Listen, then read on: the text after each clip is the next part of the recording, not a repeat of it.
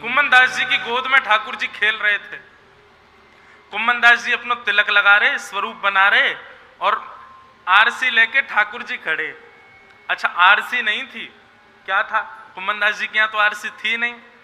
ठाकुर जी अपनी गले में पहनी हुई पद्मराग की मणि में कुम्मन दास जी को दिखा रहे हैं, बोले देख लो अपना रूप। कैसी सुंदर छवि। तू है सखी बड़ भाग बड़ी, नंदलाल तेरे घर आवत है। तू है सखी बड़ भाग बड़ी, गोपाल तेरे घर आवत है। तू अपनो श्रृंगार करत है, तू अपनो श्रृंगार करत। और ये दर्पण हाथ दिखावत है, दर्पण हाथ दिखावत है। श्री कुम्मन दास जी का पद है, इतना प्यारा पद। तो कुम्मन दास जी अपना तिलक कर रहे हैं और गोद में नन्हे से गोपाल जी बैठे हैं। अब कुम्मन दास जी तो कठौता में जल भर के वहां में अपनी छाया देख के तिलक करें। तब ठाकुर जी अपने गले में पहनी हुई बढ़िया सुंदर मणि, वह मणि में प्रतिबिंब दिखाई देवे। सो कुम्मन दास जी से कहें, लो लो कुम्मना जा में देख ले अपना मोड़ो। और ठाकुर जी ऐसे अपनी मणि से वह को दिखा रहे हैं और कुम्मन दास अपनो तिलक कर रहे हैं। इतनी सुंदर लीला चल रही। इतने में ही एक फतेहपुर सीकर को राजा अपनी आधी संपत्ति दान करवे के काजे ब्रजमंडल में घूम रहे हो और घूमतो कुम्मन दास जी की कुटिया में पहुंच गए। और जैसे ही वह राजा ने प्रवेश कियो, वहां के प्रवेश करते ठाकुर जी अंतर ध्यान है गए। और जैसे ही ठाकुर जी अंतर ध्यान हुए, कुम्मन दास जी विचलित है गए। राजा सामने संपत्ति लेकर के खड़ा है, देने के लिए खड़ा है। एक तरफ कुम्मन दास जी का पूरा परिवार याचना कर रहा है कि अरे कुम्मन दास जी मांग लीजिए संपत्ति, हमारे घर में बड़ी विडंबना है। लेकिन कुम्मन दास जी भाव विह्वल नेत्रों से रुदन कर रहे हैं, बोले मेरे ठाकुर जी यहीं तो बैठे, जन कहाँ चले गए? अभी मुंह से कछुक कह रहे, बात भी पूरी ना करके गए, जन कहाँ चले गए? कभी कोई वस्त्र उठा के देखें, कभी कोई कोठरी में जाके देखें, कभी बाहर निकल के देखें, वृक्षन के ऊपर देखें, ठाकुर जी मिले ही ना ही रहे। अरे राजा तेरो कहाँ जोर पड़, तू काई को आगो मेरे पास, काई को आयो, जल्दी बता। बोले मैं अपनी संपत्ति भेंट करवे आया हूं। बोले या को तुरंत लेके जाए, ऐसी संपत्ति मुंह को नहीं चाहिए। जाके आते ठाकुर जी चले गए। अरे गरीबी में रह लूंगो, दीनता में रह लूंगो, लेकिन अपने ठाकुर जी के बगैर नहीं रह सकूं मैं। वही बात तो यहां कह रहे हैं, बिहारी बिहारिणी दास लड़ावत बिछुरत ना ही रति को, बस वो वृंदावन को नीको। एक क्षण के लिए भी यदि ठाकुर जी से कोई विलग करे, व्याकुलता आ जाए मन में, तो समझो अनुराग बढ़ रहा है।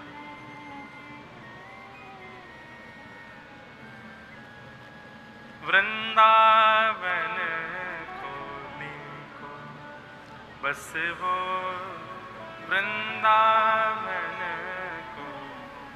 बस एक सावधानी वृंदावन में रखनी है बंधुओं,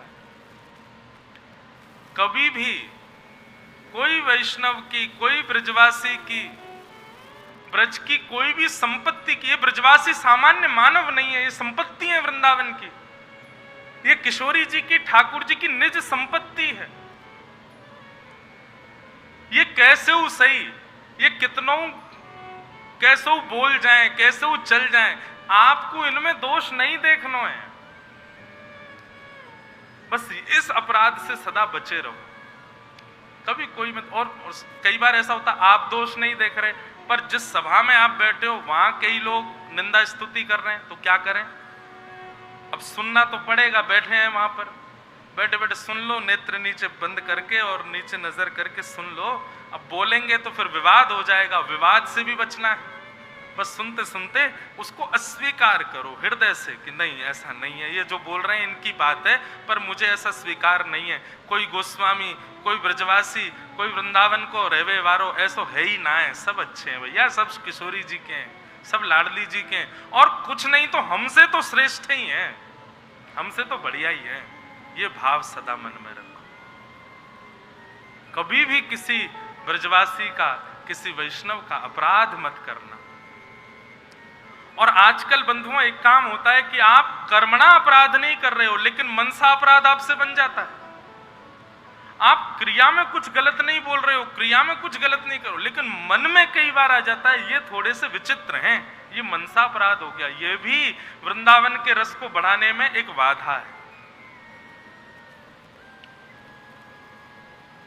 एक राजा था, वो राजा एक पंडित जी से रोज कथा सुनता था। इसको ने ठीक करो भैया। एक राजा था, वो पंडित जी से रोज कथा सुनता था। अब पंडित जी रोज कथा सुनाने आते थे। राजा को इतना आनंद आता था कि राजा उनको अपने पास ही बैठा लेता था, अपने संग ही खवाता था। तो श्री पंडित जी महाराज जो थे, उनको थोड़ा सा अपने अंदर गुमान आ गया कि राजा मुझे इतना सम्मान देता है।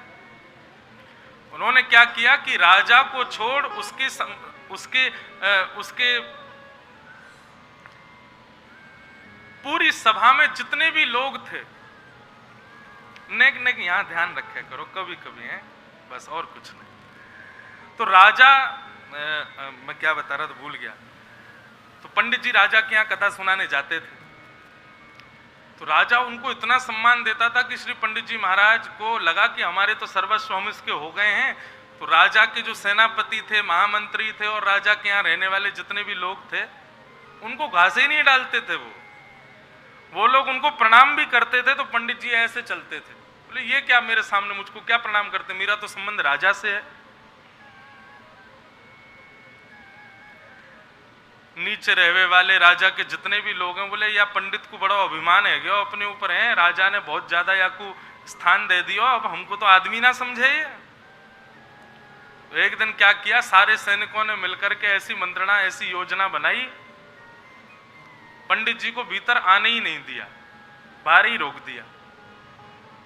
और सबने खूब प्रयास करके उनको, अब फोन तो थे नहीं उस जमाने में कि फोन करते हैं, राजा हमको अंदर नहीं आने दे रहे। वो बाहर से कहें अरे हम राजा से शिकायत कर देंगे, बोले कर देना, लेकिन राजा ने मना किया, आप अंदर नहीं जा सकते, जाइए अपने घर लौट जाओ। अंदर राजा पूछ रहा है कि भाई पंडित जी का समय हो गया, वो आए क्यों नहीं? बोले महाराज जी वो आप बताना भूल गए आपको, वो कहीं कथा करने चले गए 7 दिन के लिए, अब नहीं आ पाएंगे। अब भाई नीचे के लोगों पे ये बीच की सारे ताम, ये बीच का जितना भी कनेक्शन है, ये नीचे के लोग ही तो संभालते हैं। राजा को कह दिया कि पंडित जी कहीं चले गए, और पंडित जी से कह दिया राजा ने मना किया, तुम भीतर नहीं जा सकते। दोनों का मिलन रुक गया। 7 दिन तक खूब प्रयास किए, पंडित जी नहीं आए। 7 दिन बाद पंडित जी फिर से आने लगे। सैनिकों ने फिर उनको रोक दिया, नहीं जाने दें भीतर। राजा ने कहा भाई 7 दिन हो गए, पंडित जी अभी तक आए नहीं। तो एक सैनिक रोता रोता गया, बोले महाराज जी वो कहाँ कथा करने गए थे, बहुत सर्दी थी, सर्दी में सुबह संध्या में ही नदी में स्नान करने गए, ठंड लगी, वहीं पधार गए। वो तो पंडित जी तो खत्म हो गए वहीं पे ही, अब नहीं आएंगे वो। राजा बेचारा बड़ा भाव विवल हो गया, अरे राम राम राम, इतने बढ़िया पंडित जी बेचारे ऐसी बढ़िया कथा सुनाते थे, हमारे राजभवन में आकर के अपने वाणी से इतना आनंद कराते थे, बेचारे पधार गए। हाँ महाराज जी वो तो पधार गए। राजा ने अंदर ही पंडित जी के बढ़िया सुंदर याद में दीप प्रज्वलित करके, उनका मौन करके और उनकी श्रद्धांजलि वगैरह कर दी भीतर ही। अब सैनिक खड़े हो गए बाहर जाके पंडित जी के पास, हाँ हमारी प्रणाम नहीं लेता था, है हमारे सामने ऐसे चलता था, देश निकाला कर दिया, वो नगर से ही निकाल दिया पंडित जी को बाहर, राजा को कहां पता चले भीतर। पंडित जी बेचारे बहुत रोए, मेरे साथ बहुत बड़ा दुर्व्यवहार हुआ, जिस दिन मुझे राजा मिल गया इन सब के एक एक करके शिकायत करूंगा। अब राजा का नियम था हर महीने में एक दिन वो सवारी निकलती थी उसकी, पंडित जी ने सोच लिया सवारी निकलेगी उसी में ही मुझे जाना है।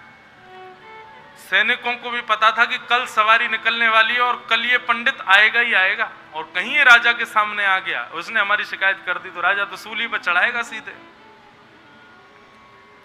तो सैनिकों के एक बल ने पंडित जी को रात रात में उठा लिया, उठा करके कोसों दूर ले जा करके जंगल में छोड़ दिया। बोले अब ये सुबह तक आ ही नहीं पाएंगे और राजा को पता ही नहीं चलेगा। हर प्रकार का प्रयास कर दिया राजा और पंडित जी को दूर करने के लिए, लेकिन पंडित जी जैसे तैसे दौड़ भाग करके नगर में गुपचुप करके पहुंच गए। अपना रूप बदल लिया, थोड़ा हुलिया बदल लिया, थोड़े फटे पुराने वस्त्र से कर लिए कि मुझे कोई पहचाने ना। और राजा का एक मार्ग निश्चित था, वो वहीं से ही उसका रथ जाता था। उसी मार्ग में एक वृक्ष के ऊपर जाके पंडित जी बैठ गए। बोले जैसे ही रथ निकलेगा ऊपर से ही कूद जाऊंगा नीचे, सैनिकों को दिखूंगा नहीं। राजा की सवारी निकली, निकलते निकलते जैसे ही पहुंचे पंडित जी तुरंत पेड़ पर से चिल्लाने लगे, अरे राजन देखो मेरी ओर देखो, अरे देखो ये तुम्हारे ये लोग हैं, इनके ये नाम है, इन लोगों ने मुझको तुमसे मिलने नहीं दिया, मुझे बाहर ही रोक दिया, मैं तुमसे मिल नहीं पाया। राजन देखो मैं यहां बैठा हूं। राजा ने ऊपर देखा, हे महामंत्री तुम तो कह रहे थे पंडित जी पधार गए, ये तो ऊपर बैठे। बोले पंडित जी पधार गए, उनका प्रेत बैठा ऊपर, ये प्रेत है उनका। राजा बोला प्रेत है? बोले हाँ महाराज जी, इस मार्ग से निकलने वाले सबको ऐसे ही परेशान करता है ये प्रेत।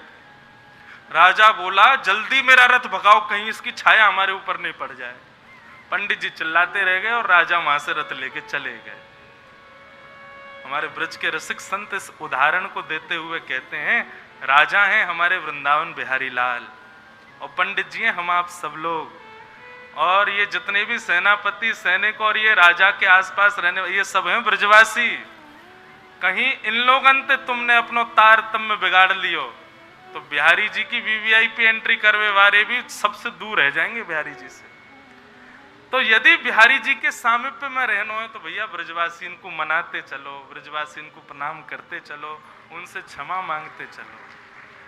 वो चाहे जैसे हों, आप दोष मत देखो। वृंदावन में केवल एक इतना सा बस इस अपराध से आपको बचना है। मैं फिर कह रहा हूं, सेवा का अपराध क्षमा हो जाएगा, भोग प्रसाद का अपराध क्षम्य हो जाएगा, परिक्रमा खंडित हो गई क्षमा हो जाएगी, यमुना जल में स्नान करने का नित्य का नियम कभी टूट जाए क्षमा हो जाएगा। लेकिन यदि किसी वैष्णव ब्रजवासी या ब्रज रसिक का आपने मन से भी अपमान किया, मन से भी उसमें दोष देख करके उसकी अवहेलना की, आपके अंदर ये अनुराग कभी नहीं आ पाएगा, वृंदावन प्रेम आपको कभी स्वीकार नहीं कर पाएगा। वृंदावन में केवल इतनी सावधानी रखो और कुछ नहीं, बाकी पड़े रहो अलमस्त। वृंदावन में कोई दिक्कत नहीं, आनंद है सब, बस इस बात का ध्यान रखना। ठाकुर जी को एक बार कम मना लियो, लेकिन ब्रजवासी को ज्यादा मना के रखियो, ब्रजवासी को ज्यादा प्रेम करते हुए चले। बोलो वृंदावन बिहारी लाल। एक बार गा दो, बसे वो वृंदावन को नीको, बसे वो वृंदावन को नीको। छिन छिन प्रति अनुराग बढ़त दिन, छिन छिन प्रति अनुराग बढ़त दिन। दर्श बिहारी जी को, दर्श बस वो वृंदावन को नीको, बस वो